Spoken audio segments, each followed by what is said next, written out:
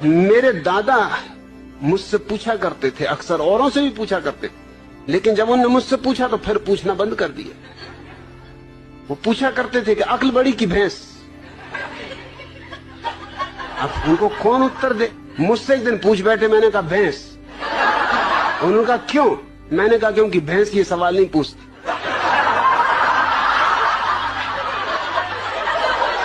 ये खुजली तुम्हारी अक्ल में ही चलती। भैंस तो बिल्कुल परमहंस दशा में। मैं कई भैंसों के पास जाके कई घंटों खड़ा रहा, कोई भैंस नहीं पूछती कि अक्ल बड़ी की भैंस। अरे भैंस को पता ही है कि हम बड़े, क्या पूछना।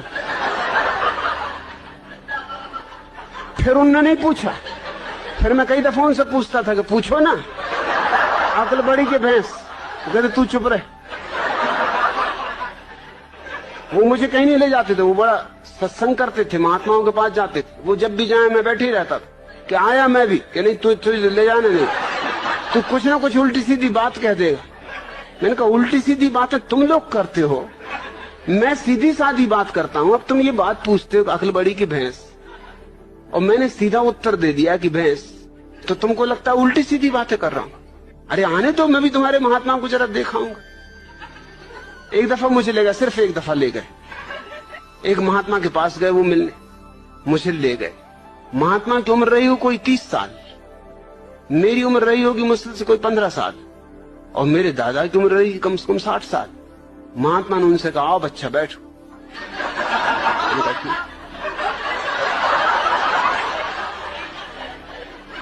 मेरे दादा ने मुझसे कहा तुम्हें कुछ पूछना तुम पहले ही पूछ लो, नहीं तो फिर गड़बड़ हो जाएगी, फिर मैं पूछ लूं।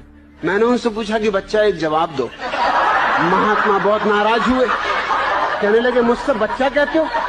मैंने कहा तुम मेरे दादा को बच्चा कह रहे हरामजादे, 60 साल की उम्र के बूढ़े को बच्चा कह रहे, 30 साल के तुम हो, 15 साल का मैं हूं, तो कोई गणित में गलती कर रहा हूं?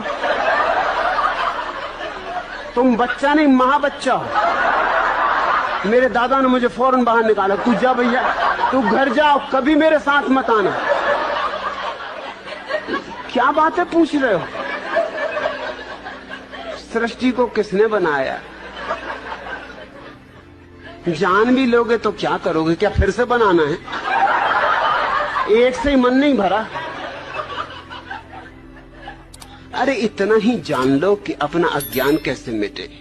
ये जानने से नहीं मिटेगा, ध्यान का दिया जला लो, अज्ञान मिट जाता।